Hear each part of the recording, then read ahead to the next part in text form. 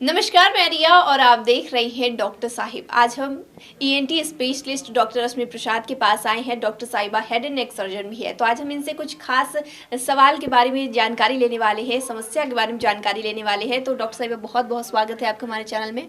Thank you so much. अक्सर लोगों की ये कंप्लेन रहती है कि उनके लिप्स के आगे स्वेलिंग हो जाती है, तो ये समस्याएं क्या है? और देखा जाता है कि इस समस्या को लेकर लोग घबरा जाते हैं। स्वेलिंग के साथ कुछ गांठें टाइप की भी हो जाती है, जैसे घबरा जाते हैं और लोग कैंसर समझ बैठते हैं। तो इसके बारे में मैं चाहती हूँ कि इसमें थोड़ा जानकारी दे ताकि लोग जागरूक हो सकें। हाँ, ये भी एक आम समस्या है कि जो लिप्स के का इनर सरफेस होता है उसमें लोगों को सूजन आ जाता है, ये गांठें पड़ जाती हैं, तो लोग को लगता है कि कैंसर हो गया है और वो घबरा जाते हैं। बट मैं ये नहीं बोलना चाहूँगी कि लिप के कैंसर होते नहीं हैं, लिप के भी कैंसर होते हैं।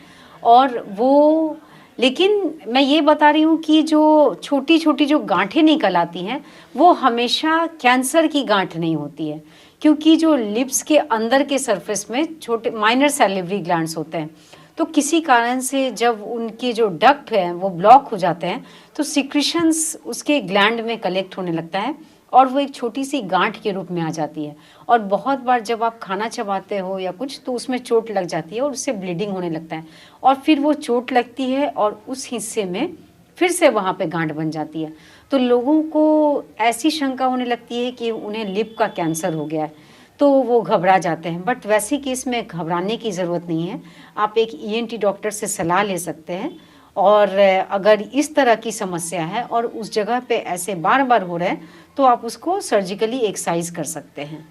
तो सर्जरी के बाद ये जो आपने बताया कि सर्जरी के बाद, सर्जरी का नाम सुनते ही लोग डर जाते हैं, तो सर्जरी के बाद ये पूरी तरीके से ठीक हो जाता है या फिर दोबारा भी होने के चांस रहते हैं? हाँ, सर्जरी के नाम से कोई भी बोलता है कि ये छोटा सा गांठ है, इसके लिए सर्जरी की क्या कॉम्प्लिकेशंस है मैडम, ज़रूरत है कि नहीं है। तो मैं आपको बताना चाहती हूँ कि जब ये छोटी सी गांठ होती है और शुरुआती दौर में है और पेशेंट को उतना तकलीफ नहीं है, तो हम लोग इसमें कुछ लोकल एप्लीकेशन, कुछ ऑइंटमेंट लगाने के लिए दे देते हैं। बट किसी किसी केस में ये साइज़ जो बढ़ जाता है तो प्रॉब्लम ये हो जाता है कि जब भी वो कुछ खाते हैं और चबाते हैं तो आगे के दांत वाले हिस्से से वो एरिया कट जाता है और बार बार वहाँ पे घाव बन जाता है।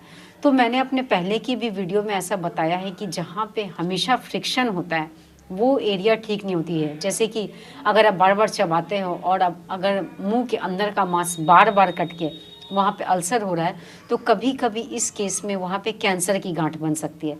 तो ये चीज़ आपको अवॉइड करना है। तो ये जो छोटी सी गांठ होती है उसकी सर्जरी कोई बहुत बड़ी सर्जरी नहीं है, उसे लोकल एक इंजेक्शन देके ओपीडी बेसिस पे हम लोग निकालते हैं।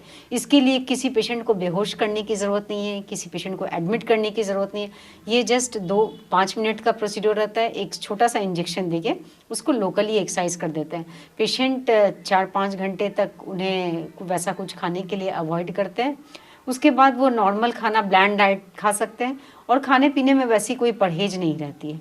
तो इसके लिए कि ऑपरेशन है और बहुत ज़्यादा घबराने की बात नहीं है। तो इसके लिए पूरी तरीके से जो ऑपरेशन हुआ है तो उसमें बचाव में बस लोग यही कर सकते हैं। और लोग देखा जाता है कि बहुत सारे ऑपरेशन के बाद डरे भी होते हैं कि ये खाना है, ये नहीं खाना है, नहीं तो वो घाव पक भी जाता है।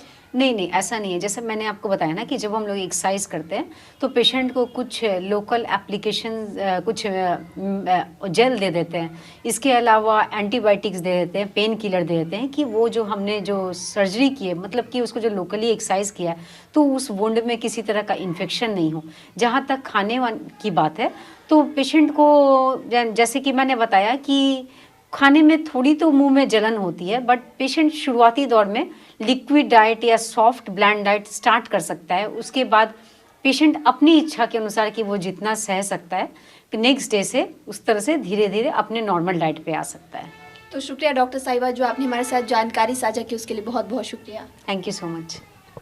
तो आप डॉक्टर रश्मि प्रसाद को सुन रहे थे, जिन्होंने हमारे साथ जानकारी साझा की है कि अगर मुंह के लिप के आगे जो हमारे स्वेलिंग हो जाते हैं या फिर बार बार कटते हैं या फिर जो गांठें हो जाती हैं तो उसके कैंसर होने के क्या लक्षण हैं और सामान्य समस्याएं क्या है। तो इस विषय में आप क्या सोचते हैं, हमें कमेंट कर ज़रूर बताएं। चैनल को सब्सक्राइब करें, फेसबुक पेज को लाइक करें। वीडियो देखने के लिए आपका शुक्रिया।